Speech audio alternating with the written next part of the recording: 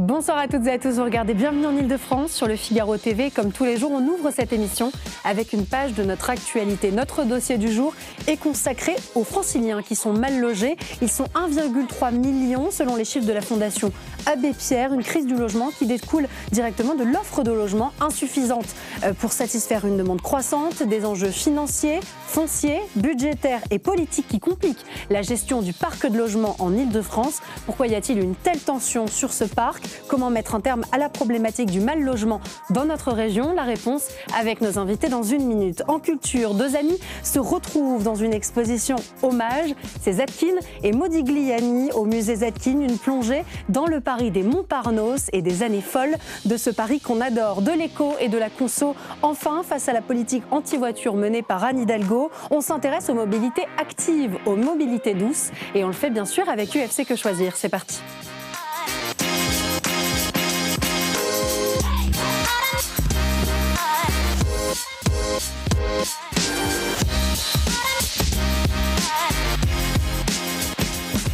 Et on ouvre cette édition avec ce chiffre, 1,3 million de Franciliens sont mal logés en Ile-de-France. Un sujet de première importance pour Paris et sa région qui contraste avec le dynamisme économique et touristique de Paris et sa région. Nos invités sont là pour nous aider à mieux comprendre l'état de la situation. Laetitia Caron, vous êtes directrice générale de PAP, particulier à particulier. Michel Venot, président de l'UNLI, l'Union nationale des locataires indépendants et administrateur de Hauts-de-Seine Habitat. En visio avec nous, Yann Brossat, sénateur PCF de Paris. Merci beaucoup à tous les trois d'être avec nous pour traiter ce sujet. Une question peut-être pour vous, Yann Brossat, pour commencer. Qu'est-ce qu'une personne mal logée? Qu'est-ce que ça veut dire?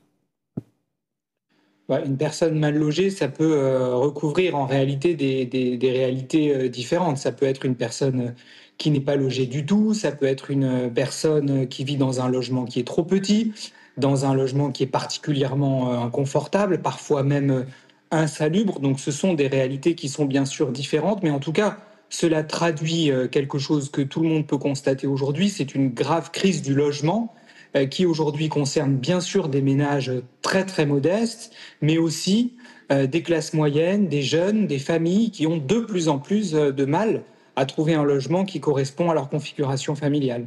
Vous l'avez dit, une crise du logement majeure en Ile-de-France et une situation qui ne date pas d'hier. Quand on regarde les chiffres, les choses ne vont pas s'arranger. 29 000 nouveaux ménages chaque année en Ile-de-France, 244 000 ménages de plus dans le scénario bas en 2035, 70 500 franciliens de plus chaque année. Ça, c'est selon le scénario Loi Grand Paris. 1 million de franciliens supplémentaires d'ici à 2035, dont plus de la moitié en petite couronne. Comment est-ce qu'on va gérer cette crise du logement ? Écoutez, ce qui est compliqué, vous l'avez dit, c'est qu'on a d'un côté cette augmentation et cette projection d'augmentation de franciliens qui vont arriver, et puis de l'autre côté, un volume d'offres et de logements disponibles qui est structurellement plutôt en baisse. En tout cas, nous, dans l'Ancien, ce qu'on observe, c'est que chaque année, et je pourrais revenir après même sur, la conjoncture et la crise un peu conjoncturelle, mais structurellement, on perd en moyenne 2 à 3% de logements chaque année. Alors c'est lié à plusieurs raisons. C'est lié d'abord au vieillissement de la population, avec des gens qui restent, comme ils vieillissent, plus longtemps dans leur logement. C'est lié à l'évolution démographique, on en a parlé, c'est-à-dire de plus en plus de personnes qui cherchent un logement. C'est lié aussi à l'évolution des familles, avec de plus en plus de divorces, et donc des besoins de logement multipliés quelque part pour une même famille d'origine. Mais ça, c'est pareil dans toutes les régions, ça devrait être pareil partout. Pourquoi est-ce qu'on est plus impacté en Ile-de-France, Michel Venot ? Parce que tout le monde veut vivre en région Ile-de-France. On devrait s'en réjouir. Oui. Alors, c'est particulier parce que cette croissance démographique, vous nous le dites, tout le monde veut vivre en Ile-de-France. Pourtant, quand on regarde, il y a quand même eu un exode qui a été assez massif, notamment après la crise du Covid. Et beaucoup de Parisiens qui continuent à fuir Paris et sa région. Oui, mais il y a toujours un apport de nouveaux demandeurs qui arrivent et qui pensent trouver à Paris l'Eldorado et se disent on va être logé à Paris. Or, c'est pas possible. Vous vous rendez compte que sur c'est ce que disait Monsieur le Sénateur, il y a 1 300 000 logements locatifs sociaux en région Île-de-France, mais il y a enregistré cette année 836 000 demandes de logements sociaux. Et oui, il faut attendre en moyenne 10 ans pour accéder à un logement social. C'est beaucoup plus que dans d'autres régions. Non, 10 ans, c'est énorme. Oui, il y a des régions où vous avez un logement social dans les mois qui suivent, parce que justement, il manque de demandeurs de logement. La courbe est complètement inversée. Donc on a une sorte d'hyper-désirabilité de la vie en Île-de-France qui contraste avec certaines critiques que formulent les Parisiens et les Franciliens. Pour autant, on a du mal à loger ces personnes chez nous, à les loger aussi dans des conditions dignes. C'est ce que nous expliquait Yann Brossa tout à l'heure quand on évoquait le mal-logement. Il y a nécessité, alors d'abord il y a quand même un certain nombre de logements qui sont corrects, mais c'est vrai qu'il y a des nécessités de rénover les logements. Pour rénover ces logements, il faut plusieurs conditions réunies. Il faut le budget pour le rénover, il faut aussi les entreprises pour faire les travaux. On l'a vu, je peux citer l'exemple du DPE, diagnostic de performance énergétique, et donc des passoires thermiques qui nécessitent de rénover énormément de logements pour les rendre énergétiquement décents. Mais on n'a pas suffisamment d'artisans, on n'a pas suffisamment d'entreprises pour faire ces travaux. Donc quand il faudrait rénover 700 000 logements par an, on en rénove 100 000.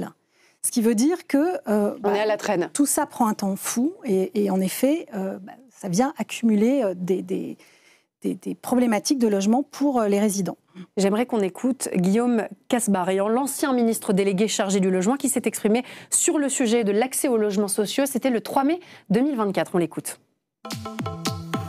Les années et les années d'attente viennent du fait que vous avez plus de 2 millions de demandeurs, 5 millions de logements existants mais qui sont déjà occupés et comme vous l'avez compris, qui tournent assez peu, et une construction qui est aujourd'hui trop faible et que nous souhaitons augmenter en incitant à la construction de logements sociaux. 18 600 logements sociaux contre 37 000 logements nécessaires, rien qu'en Île-de-France. On ne construit pas assez. Oui, il y a des chiffres qui sont assez clairs. En 2017, on construisait 105 000 logements sociaux. 105 000. En 2024, 80 000. Vous voyez que là-dessus, la demande augmente, mais en même temps, la production de logements sociaux diminue. Donc il y a un vrai problème. Il y a une inadéquation entre l'offre et la demande, oui, c'est basique. Et les organismes de logements sociaux ont de plus en plus de mal aussi à construire, parce que en 2018, on a créé la RLS, la réduction du loyer de solidarité. C'est-à-dire que l'État a baissé de 5 € les allocations logement, compensé par une taxe un petit peu que devaient payer les offices d'HLM pour pouvoir compenser ça vis-à-vis du locataire.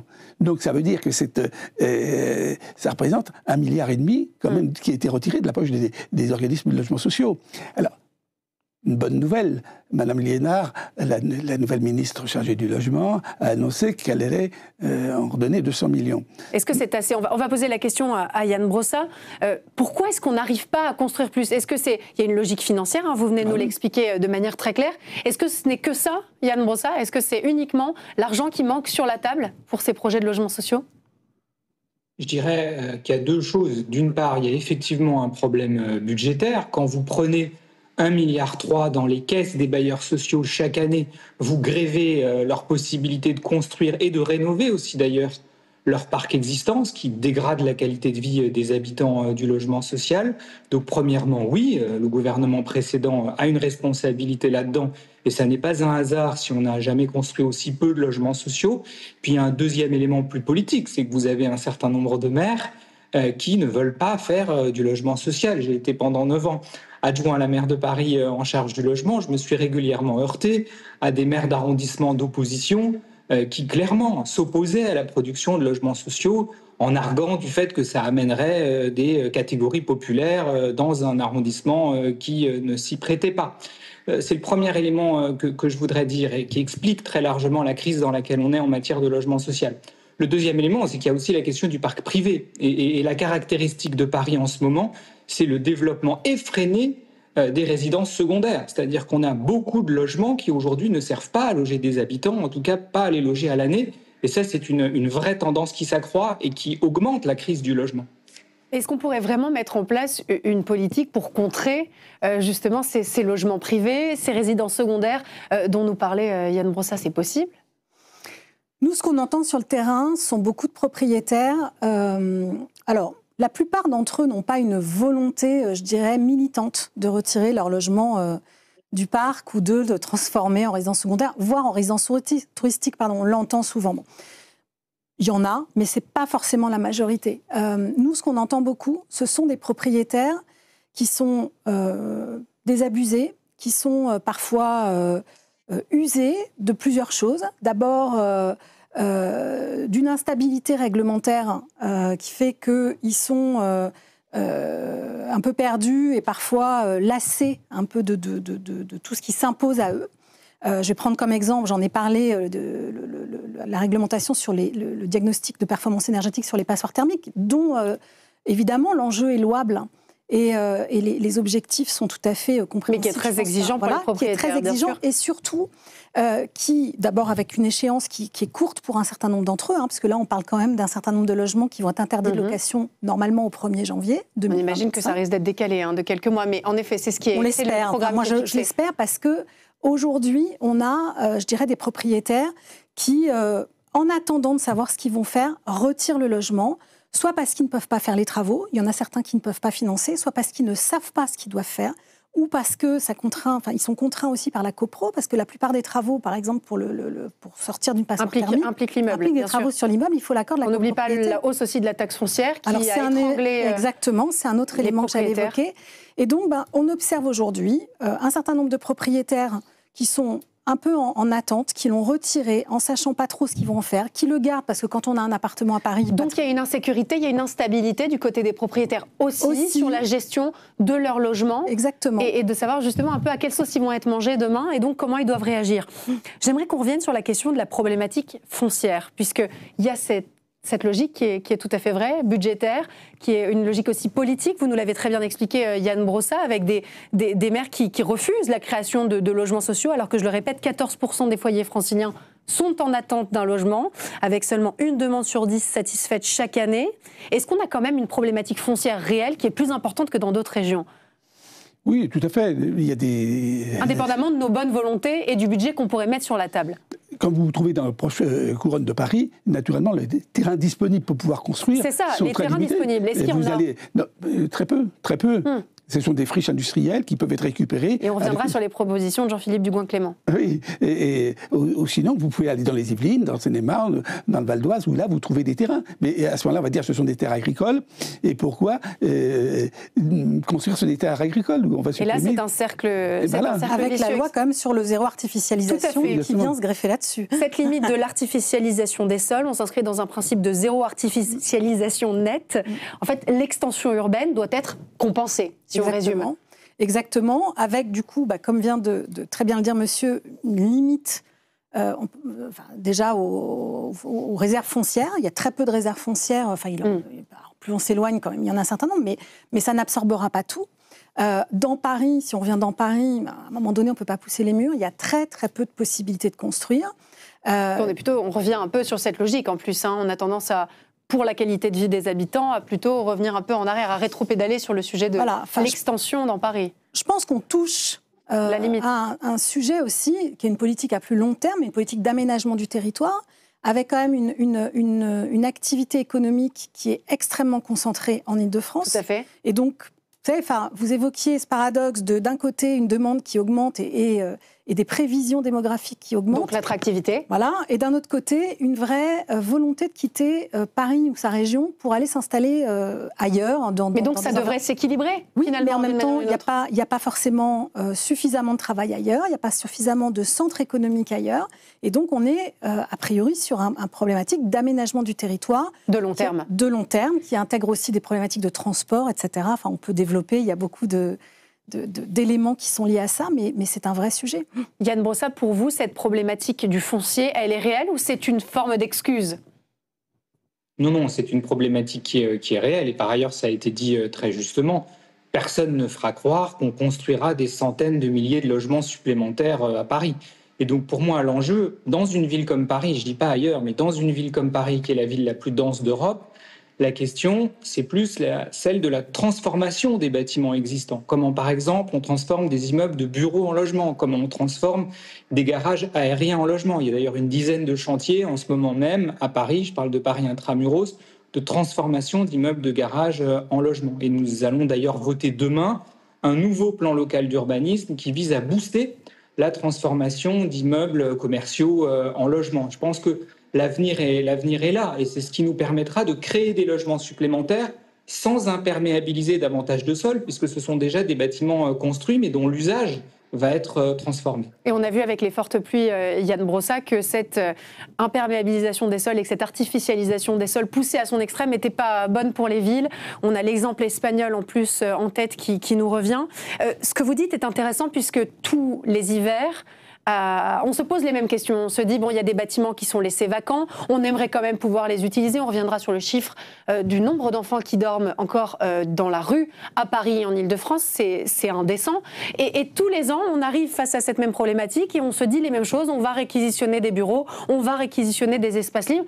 Mais est-ce qu'on le fait vraiment? Est-ce qu'on le fait dans des proportions suffisamment importantes? Est-ce qu'on fait ce qu'il faut? Parce que la volonté, elle est là, on vous entend le dire. Est-ce qu'on fait suffisamment sur ce sujet?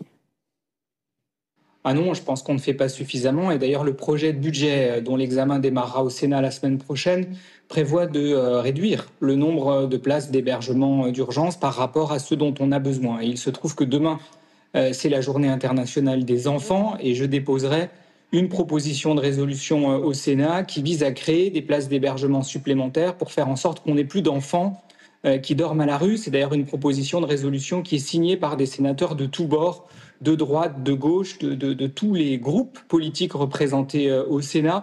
Et je pense que le moins qu'on puisse faire, c'est quand même qu'on n'ait pas d'enfants qui dorment à la rue dans la 7e puissance économique du monde. Et donc, ça suppose de créer des places d'hébergement supplémentaires. Je ne dis pas que c'est la solution miracle, mais en tout cas, ça permettrait quand même d'éviter ce scandale qui fait qu'on a tant de mômes qui vont à l'école alors qu'ils ont passé la nuit dehors. Le nombre d'enfants qui dorment dans la rue a augmenté de 20% entre 2022 et 2023. La moitié de ces enfants sont franciliens sur le territoire national. J'aimerais qu'on écoute Milo Borsotti, chargé de projet pour Médecins du Monde. Pour les enfants, le fait de ne pas avoir d'un chez-soi, ça a un lourd impact. Alors d'autant plus si c'est des enfants qui ont des pathologies lourdes, qui ont besoin d'un suivi médical régulier.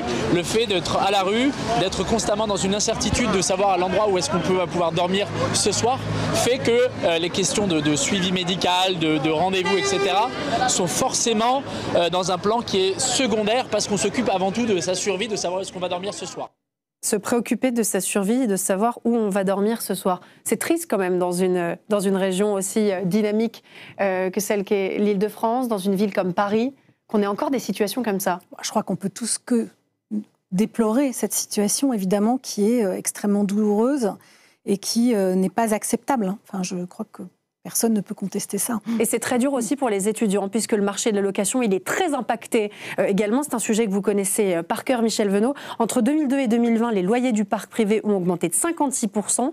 La location, elle est presque devenue inabordable pour certaines catégories sociales, et les étudiants sont bien sûr en première ligne. Oui, tout à fait. Mais c'est pour ça qu'il faut trouver d'autres solutions et peut-être être un peu innovant. Il y a, je ne sais pas si vous connaissez, vous sûrement, Habitat et Humanisme, qui était une association qui prend des logements qui sont confiés par des propriétaires privés et qui les exploitent pour pouvoir loger des tas de gens qui se trouveraient... Donc ce sont des propriétaires privés qui mettent à disposition leur logement pour qu'ils soient gérés ensuite par une association. Voilà. D'accord. Et ça, je pense que c'est sûrement une solution pour pouvoir mobiliser un certain nombre de logements sur Paris, intramuros, et ailleurs d'ailleurs. Parce que là, alors peut-être les appuyer, cette formule, elle peut être étendue à d'autres organismes, que les organismes de logements sociaux prennent ça aussi en main, de manière à pouvoir justement offrir une garantie pour le propriétaire qui verra ses loyers payés tous les mois, bien sûr. Et la remise en état à la sortie, de manière à ce qu'il n'y ait pas de mauvaises surprises. Et ça permettrait à ce moment-là de concilier les deux et peut-être inciter les propriétaires privés à remettre sur le marché un certain nombre de logements. Et là-dessus, il y a des milliers de logements qu'on arrivera à retrouver sûrement de cette façon-là. À Paris, la tension, elle était très vive. Cet été, on se demandait comment on allait faire pour cette rentrée 2024. Certains étudiants ont par exemple fait leur rentrée cette année dans un presbytère. On fait avec les moyens du bord. C'est un peu ce que vous nous expliquez aussi. Il y a des solutions qui vont se mettre en œuvre face à l'urgence finalement de la situation. Mais est-ce qu'on peut vivre toujours dans l'urgence quand on parle quand même de notre toit de ce qui est au-dessus de notre tête. Là, on ne peut pas vivre dans l'urgence et expliquer aux gens qui attendent un logement que pour pouvoir arriver à construire un logement, il faut compter au moins 3 ans. Naturellement, c'est pas possible, c'est pas entendable. Donc c'est pour ça qu'il faut trouver des solutions, intermédiaires qui permettent aux gens de répondre à l'urgence immédiatement. C'est une solution qui peut être mise en œuvre très facilement. Je suppose que les propriétaires ne sont pas opposés à ça. Ils ne sont pas fermés, bien sûr que non. Non, alors nous, on observe d'ailleurs un certain nombre de propriétaires qui s'ouvrent à des nouvelles solutions, en effet. Je pense notamment aussi à la colocation intergénérationnelle. En fait, il y a... Qui marche très bien à Paris, d'ailleurs. Qui se développe, voilà, avec des... Mais qui satisfait ceux qui l'ont essayé. Quand je disais qu'il marche très bien, je ne parlais pas de volume, je parlais de des locataires. Voilà. Oui, tout à fait. C'est-à-dire que d'un côté, on a des propriétaires souvent âgés qui ont des grands logements et finalement qui n'ont plus...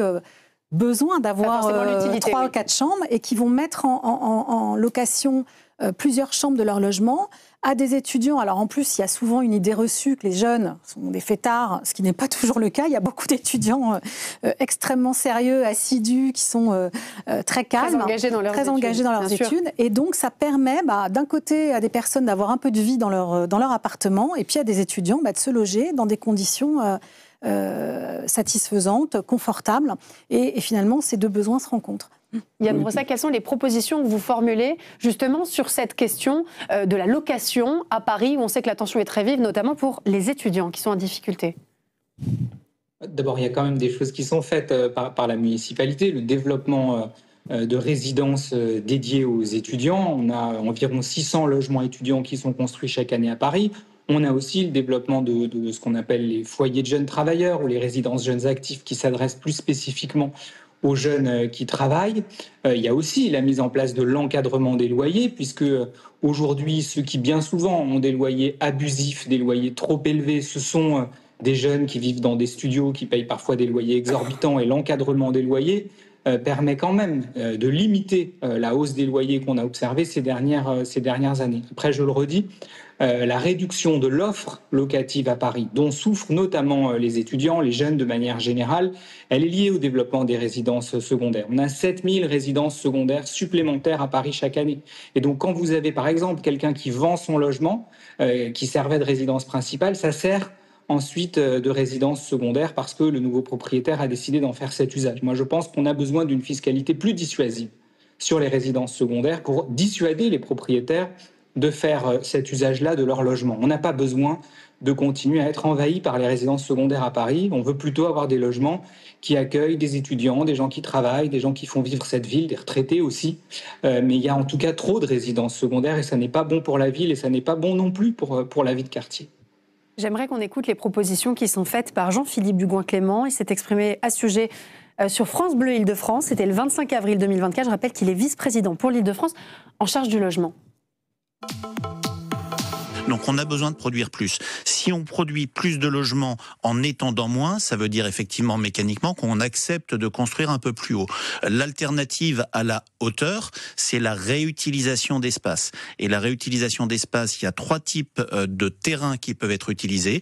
On a en Île-de-France, mais on va retrouver la même chose partout en France. En Île-de-France, c'est plus de 4 millions de mètres carrés de bureaux qui sont vides aujourd'hui. C'est-à-dire c'est l'équivalent à peu près de 50 à 60 000 logements qui peuvent être créés sur ces bureaux en récupération.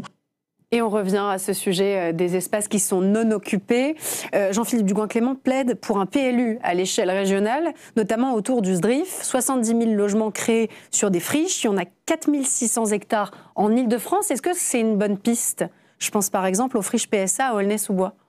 Oui, tout à fait, mais là-dessus, c'est la complexité de l'organisation administrative fait que, avant de mettre d'accord tout le monde, ça va prendre quelques années et on ne peut pas travailler. Et on est en pleine crise du logement, et dans le mot crise, il y a urgence, et donc oui, vous nous dites que ça peut prendre quoi, 10 ans? Oui, au moins. Au moins? Oui. Et donc c'est ça qui pose problème, c'est que les solutions existent potentiellement, en tout cas on a des pistes, mais que derrière, dans l'opérationnel, on n'y est pas. C'est-à-dire on a créé des territoires, on crée des communautés de communes, on crée le Grand Paris, mais pas avec les pouvoirs qui sont nécessaires pour pouvoir faire ces travaux-là, pour pouvoir avoir cette politique-là. C'est ça qui manque. C'est-à-dire que créer d'autres structures pour avoir la politique. Mais à ce moment-là, il faut avoir une volonté politique qui soit très ferme et qui va contre l'avis des élus locaux qui ne voudront pas céder leur pouvoir, notamment en matière de logement, parce qu'ils vont dire, dans ma commune, je veux quand même contrôler qui est-ce qui vient s'installer. Est-ce qu'il y aurait des investisseurs? Est-ce que ça intéresserait, selon vous, des personnes, justement, ces projets créés sur friche? Bon, vous savez, on ne va pas se mentir, les investisseurs, il y en a, et je pense qu'il y a en effet un réservoir possible. Il faut étudier après quelles seraient les contreparties pour eux, et d'un point de vue fiscal, et peut-être aussi d'un point de vue de l'autonomie qu'on leur laisse sur certains aspects. Mais il y a des pistes à explorer. Enfin, moi, je pense que construire, évidemment... on en a besoin. On a besoin. Donc, de toute façon, il faut anticiper l'avenir. Je répète quand même que je ne crois pas qu'on puisse exclusivement étudier cette solution-là sans réfléchir au sujet d'aménagement du territoire d'un point de vue plus global. L'un ne s'oppose pas à l'autre, en fait. Il faut travailler les deux sujets conjointement pour réussir à avoir une politique de logement qui ait du sens et qui dure sur le court terme. Qui ne concentre pas tout le monde au même endroit. C'est aussi le sujet central. Yann Brossa, qu'est-ce que vous pensez des propositions et du travail qui est mené par Jean-Philippe Dugouin-Clément sur justement cette question du parc de logement de demain?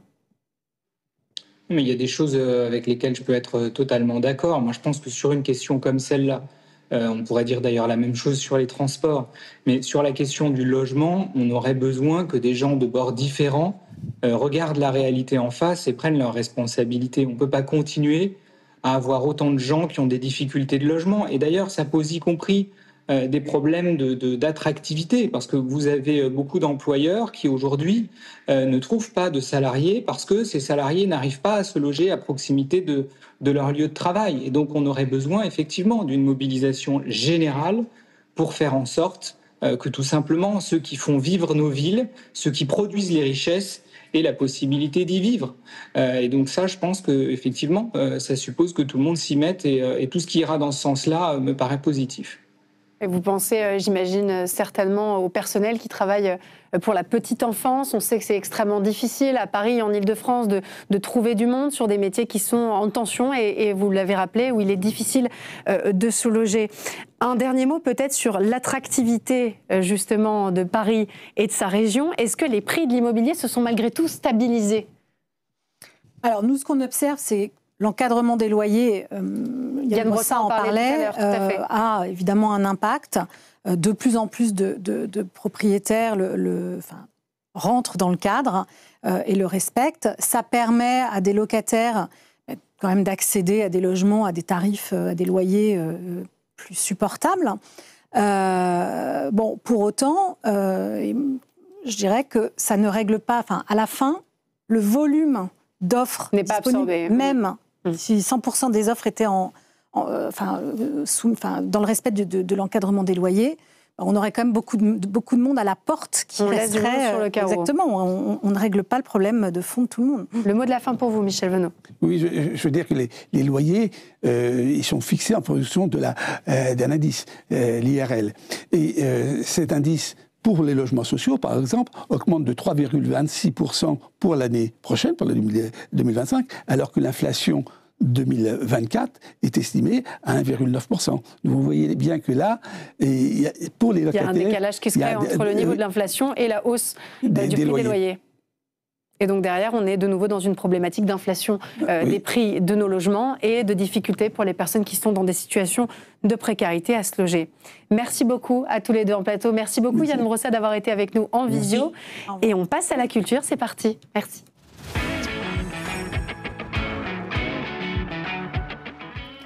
Le musée Zadkine propose une exposition événement autour de deux artistes qui étaient aussi deux amis, Modigliani et Zadkine. Une plongée dans le Paris des années folles et une découverte de 90 œuvres entre peinture, sculpture et photo sur les traces d'une relation artistique précieuse. On va en parler avec vous, Cécilie Champy. Vous êtes commissaire de l'exposition et directrice du musée. Merci beaucoup d'être avec nous. On va d'abord parler de ce musée puisque c'est un petit musée qui est installé dans l'ancienne maison atelier du sculpteur Zadkine Zadkine, un musée qui a décidé d'explorer les liens entre Zadkine et les autres artistes de son temps, ceux de l'avant-garde, les Montparnasse. Il y a donc une atmosphère toute particulière et un ADN aussi que vous cultivez dans ce musée.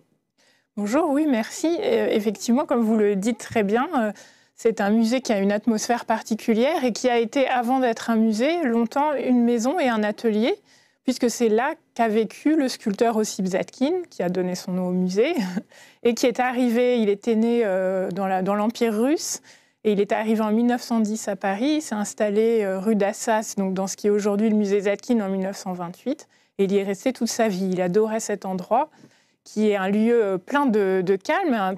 C'est petit. C'est un havre de paix. C'est un havre de paix. C'est pas si petit que ça pour une maison, mais c'est petit pour un musée.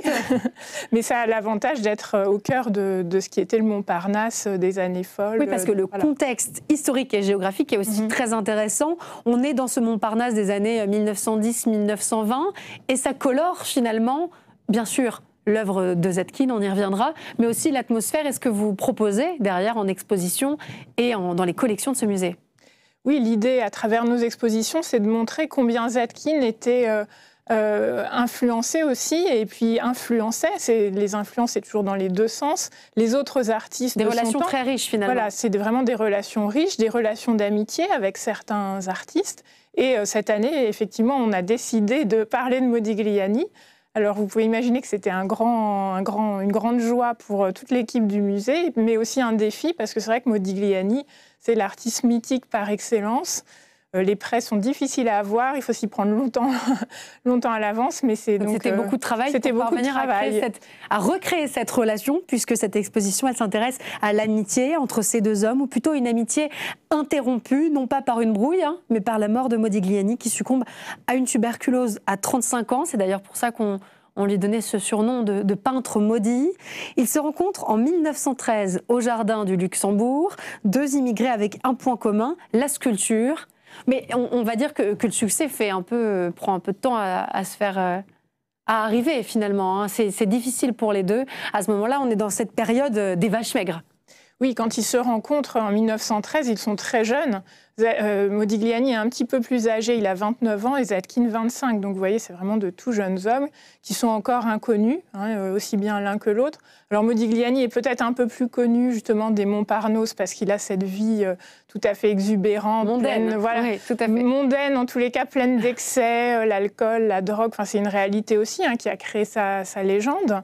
Mais en tous les cas, lui, ce qu'il veut à ce moment-là, c'est devenir sculpteur. C'est vrai qu'aujourd'hui, tout le monde connaît Modigliani peintre, mais on a un petit peu oublié qu'avant d'être peintre, le peintre si talentueux qu'on connaît tous, il a voulu, voilà, c'est ça, il a rêvé de sculpture.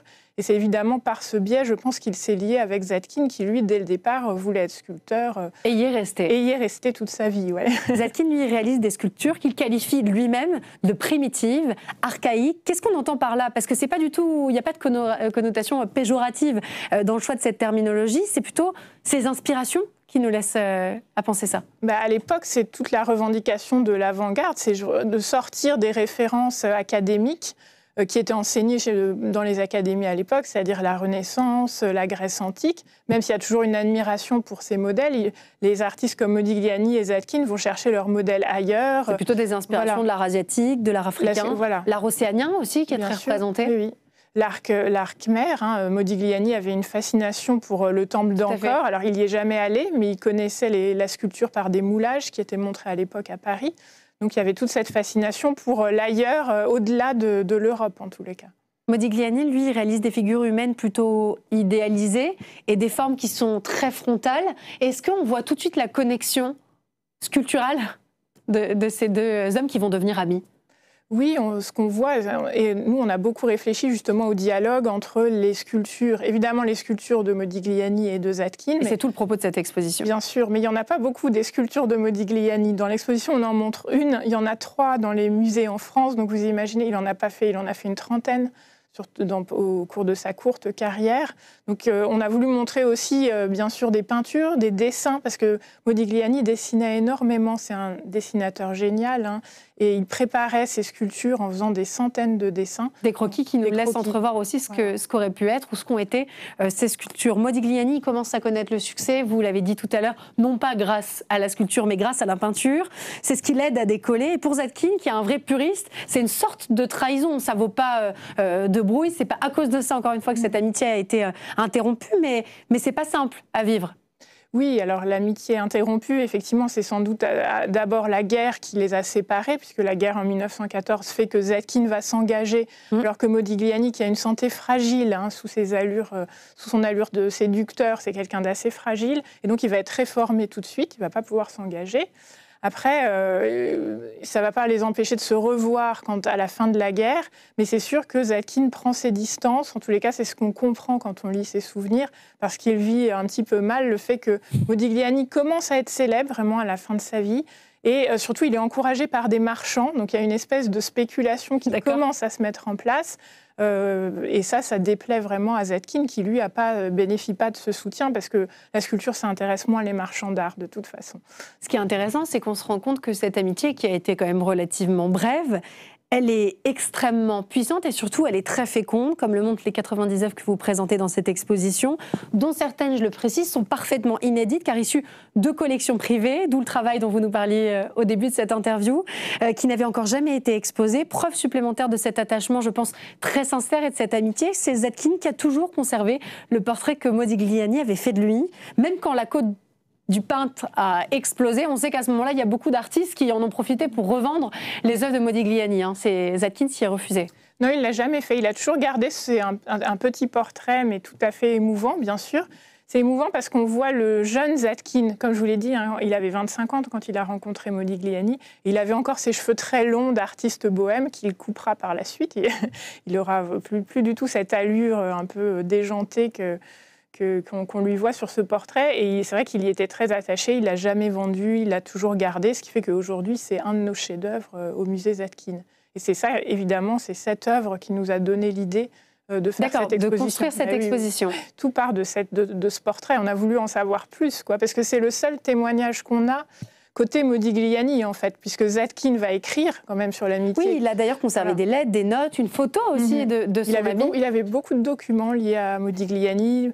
À la fin de sa vie, il va répondre aux journalistes qui lui demandent alors racontez-nous votre Modigliani, puisqu'il avait la chance de l'avoir connu vivant. Ils n'étaient pas si nombreux en fait dans les années 60. Et alors que évidemment côté Modigliani, il est mort à 35 ans.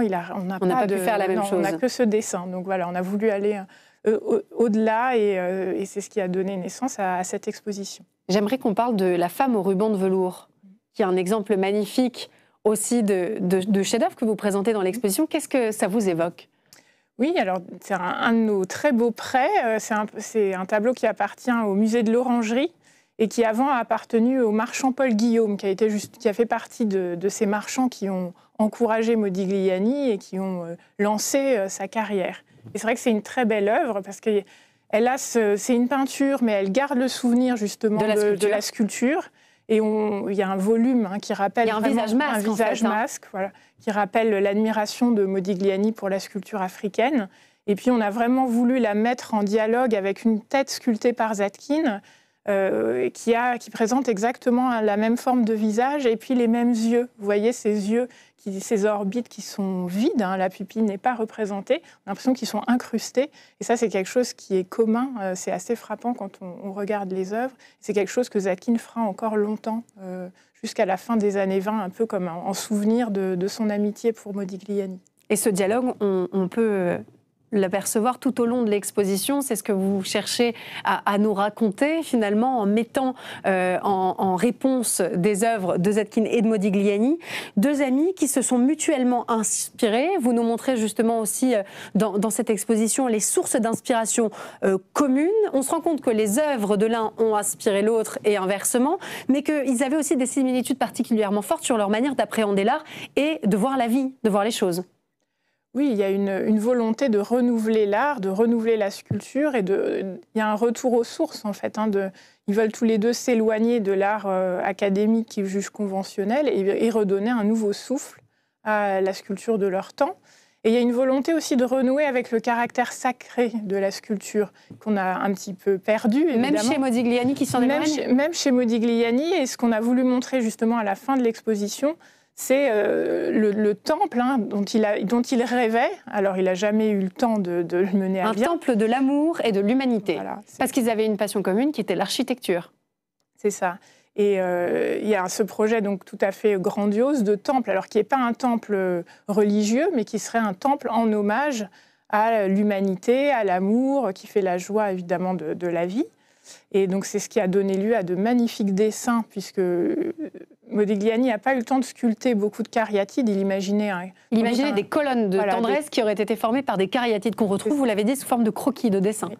Et donc ces magnifiques colonnes de tendresse, ces cariatides, il n'y en a que 2 qui ont été sculptés, mais en revanche, il y a beaucoup de dessins. Donc on en présente certains dans l'exposition, notamment celle qui fait l'affiche, qui est un projet très abouti, à l'aquarelle, très coloré. Et évidemment, c'est magnifique, mais on se rend compte qu'on s'éloigne de plus en plus, Modigliani s'éloigne de plus en plus de la sculpture, parce que ce sont des formes tout en courbe, très difficiles à sculpter en taille directe. Voilà. Il les éclairait la nuit, à la lueur de la bougie. Vous allez d'ailleurs proposer une immersion particulièrement originale à l'occasion de Nocturnes, 1 par mois, pour une visite justement de l'exposition à la bougie. Oui, alors nous avons eu cette idée d'organiser des visites nocturnes de l'exposition pour rappeler l'atmosphère de temple primitif qui régnait dans l'atelier de Modigliani. Alors l'atelier, ou plutôt les ateliers, parce que Modigliani était... Il en avait plusieurs. Voilà, il en avait plusieurs. C'est pas quelqu'un de très organisé, très fidèle à ses logements, donc il était plutôt ambulant dans Montparnasse. Mais il avait une manière de faire, on va dire. Mais voilà, et à un moment, il s'est installé à la cité Falguière, et on a un autre sculpteur, Epstein, qui raconte l'avoir vu la nuit poser des bougies sur ses sculptures, justement pour donner à son atelier une atmosphère de temple primitif. Donc c'est un petit peu cette atmosphère de temple qu'on tentera de recréer, justement grâce à une comédienne qui va animer ses visites et les éclairer à la bougie. Alors, ce n'est pas des vraies bougies, rassurez-vous, parce que ça serait trop risqué. Voilà, c'est ça. Mais en tous les cas, ça donnera cette idée d'ambiance nocturne, et puis ça permet de voir les œuvres autrement, avec un éclairage comme ça un peu mystérieux, poétique, qui correspond justement à ce que recherchaient Modigliani et Zadkine. Est-ce qu'il faut être un connaisseur ou de Zadkine ou de Modigliani ou des 2 artistes pour apprécier cette exposition ? Oh bah non, pas. Au contraire, c'est plutôt une invitation justement à les découvrir. Ah oui, voilà, et puis de vous montrer. Alors, Modigliani, les gens connaissent en général de nom, mais on découvre quand même beaucoup de choses, notamment le fait qu'il ait été sculpteur. On parle aussi de sa vie, du mythe. Donc c'est une invitation à le redécouvrir. Et puis Zadkine, qui est un petit peu moins connu aujourd'hui, voilà, c'est vraiment notre mission en tant que musée Zadkine, c'est de le faire connaître et toujours mieux connaître des visiteurs. Au travers notamment de ces immersions particulièrement intéressantes à l'occasion des Nocturnes, 1 par mois, on l'a dit, pour une visite de l'exposition à la bougie. On imagine qu'il faut réserver vite parce que pour le coup, les places ça doit se remplir vite. Oui, ça se remplit vite. Puis c'est surtout que les jauges sont quand même assez réduites étant donné la taille du musée, donc il vaut mieux réserver. Voilà. Merci beaucoup Cécilie Champy d'être venue nous parler de cette exposition qui lie Zadkine et Modigliani. C'est au musée Zadkine et on continue avec l'écho. C'est parti.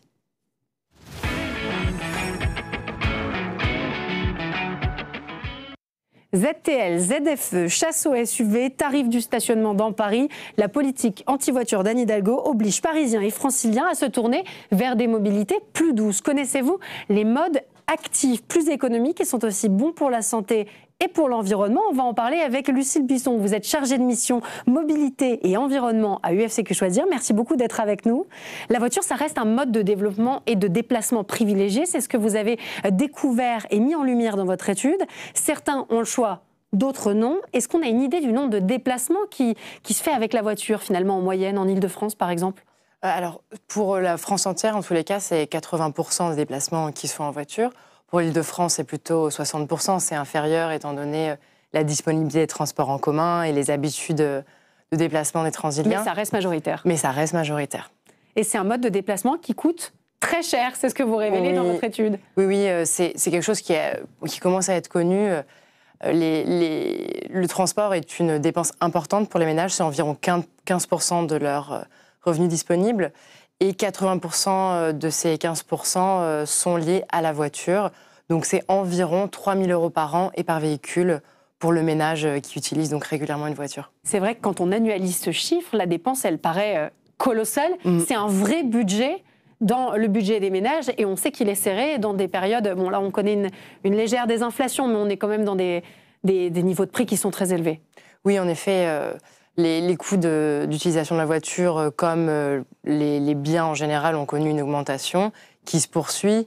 Et donc, du point de vue d'une association de consommateurs comme la nôtre, l'idée de trouver des solutions, des alternatives à cette voiture qui coûte aujourd'hui cher aux Français. Et parmi ces alternatives, il y a la marche, le vélo.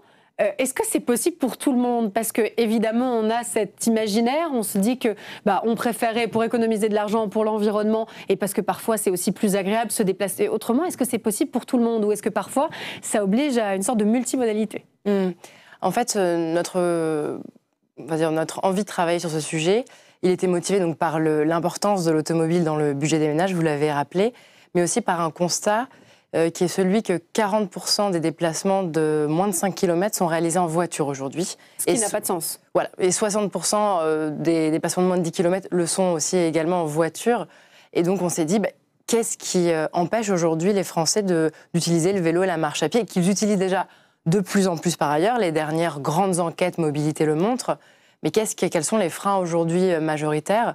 Et ce que l'on a pu constater, c'est que les infrastructures ne sont pas au rendez-vous. Donc, ça a déjà été renseigné par différents baromètres des villes cyclables, des villes marchables, et de notre côté, qui sont des sondages auprès des utilisateurs, auprès des personnes dans différentes collectivités. On a voulu aller un petit peu sur le terrain avec nos bénévoles. Donc, on a organisé une enquête avec un trajet type. D'accord. Qui était de se rendre de son domicile au commerce le plus proche. Il a un certain nombre de freins. Voilà, c'est ça. On a constaté que dans 70% des cas, l'enquêtrice rencontrait une difficulté liée à l'infrastructure piétonne.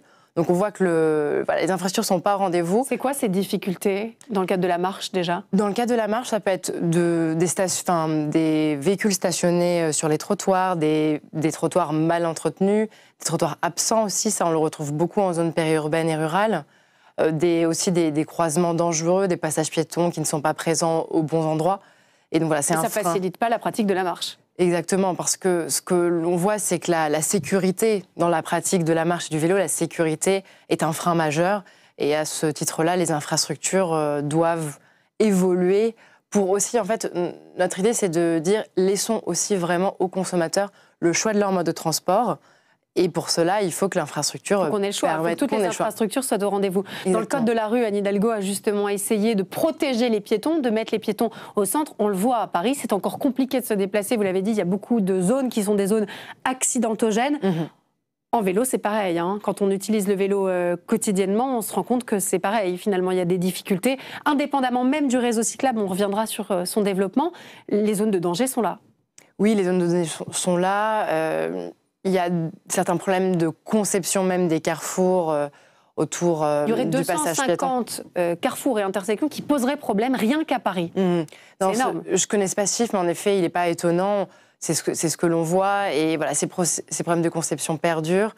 Et ce sont des associations de défense de cyclistes qui ont identifié ces carrefours comme étant dangereux. Mais c'est que dans la pratique, finalement, ils ont identifié que c'était pas simple de se déplacer à vélo non plus. Non, et je pense que les Parisiens, les Franciliens en font l'expérience quotidiennement. Alors justement, pour revenir sur les infrastructures et notamment le réseau cyclable qui a été promis sur le mandat, seulement 34% du réseau a effectivement été réalisé, alors qu'on connaît l'ambition de la mairie de Paris sur ce sujet. Est-ce que c'est une question de moyens aussi? Parce que ça coûte cher, ces infrastructures.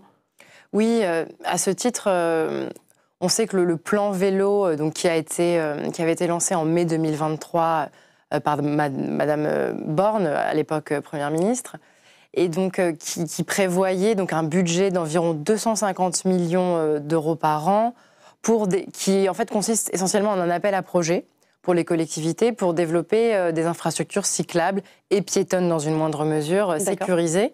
Et donc ce plan vélo est menacé aujourd'hui dans le cadre des discussions autour de la loi de finances. Donc il est clair qu'il y a la question du financement et il y a la question aussi de l'acceptabilité, d'un changement de mentalité un peu plus global autour de la place des différents modes de transport dans la ville. Vous avez raison de le préciser.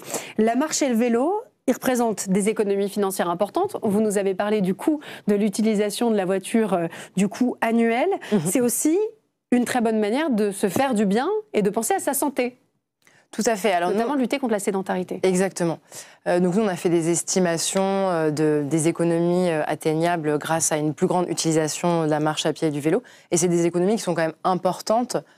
Par exemple, en remplaçant simplement les petits déplacements par la marche ou le vélo, un ménage peut économiser jusqu'à 350 € par an. Donc c'est pas négligeable. On n'est pas obligé de passer complètement de la voiture à la marche, c'est ce que vous nous expliquez. Oui, exactement. En fait, je pense qu'on voulait pas créer une dichotomie dans le débat entre le vélo et la marche d'un côté, la voiture de l'autre. On stigmatise pas, on explique que sur des trajets courts...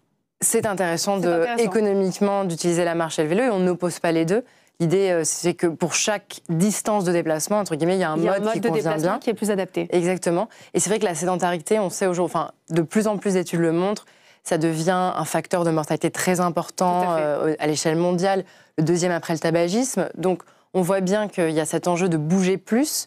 Et typiquement, la marche et le vélo permettent à chacun de bouger plus au quotidien et de faire un effort doux. Il y a aussi le fait que le sport n'est pas toujours accessible à tout le monde, parce qu'on est trop âgé, par exemple. Là, c'est plutôt du sport santé. C'est du sport santé, et c'est doux, et ça fait partie du quotidien. C'est aussi la convivialité dans la ville et les liens sociaux. Exactement, parce que ça a un rôle sur l'économie locale, notamment les commerces de proximité. Ça fait revivre, finalement, ce tissu local, d'avoir des personnes qui se déplacent à pied plutôt qu'en voiture. Tout à fait, oui. Plusieurs études ont montré que les cyclistes et les piétons ont tendance à davantage fréquenter les commerces de proximité, à y revenir plus régulièrement. Donc c'est le terreau d'une meilleure cohésion sociale, de plus d'interactions entre les personnes. Et dans les témoignages qu'on a pu recueillir de personnes qui ont... l'idée était dans notre étude aussi d'incarner ce changement de la voiture vers le vélo ou la marche. Les personnes nous disaient rencontrer plus régulièrement des voisins ou avoir davantage de liens sociaux de par ce passage à un autre mode de transport que la voiture. Donc c'est aussi cette idée de, comme je le disais, plus de convivialité. Stimuler le lien social. Stimuler le lien social et le commerce de proximité, vous le disiez. On parlait tout à l'heure des aides d'État. On sait qu'il y avait des soutiens, des aides qui avaient été financées et par la région, et par la ville, et par l'État, notamment sur l'achat, l'acquisition d'un vélo. C'est toujours le cas ? Oui, c'est toujours le cas en Ile-de-France. Alors cette aide a baisse avec le temps. Elle ajoute de 400 € pour un vélo électrique ou pliant. Sachant qu'elle s'applique aussi aux vélos d'occasion. Les personnes... Ce qui est bon à savoir. Ce qui est bon à savoir, on ne le sait pas toujours. Et en effet, oui, la mairie finance aussi des équipements type casque, antivol, etc. autour du vélo. Donc c'est des choses qui clairement incitent au passage à vélo. Il y a aussi le forfait mobilité durable par les employeurs qui existe, qui est en fait sur le même modèle que pour les transports publics. Vous avez chaque mois un forfait pour vous aider au final au financement d'un vélo. Donc il faut savoir qu'il y a des aides qui existent au niveau individuel et qui peuvent permettre de passer le pas parce qu'un vélo électrique peut coûter cher, on le sait. Donc ça peut aider. Pour que ça soit un investissement rentable, on peut se faire aider, notamment par la région, par la ville, par notre employeur. Oui. Et puis on regarde ce qui existe et on se souvient de ce très bon conseil sur les vélos d'occasion. Merci beaucoup, Lucille Buisson, d'être venue nous présenter les résultats de votre étude sur les modes de déplacement actifs et les mobilités douces. C'était un plaisir d'en parler avec vous aujourd'hui dans l'émission. Moi, je vous dis à demain, même lieu, même heure, toujours sur le canal 34 de la TNT et sur toutes vos box. Excellente soirée.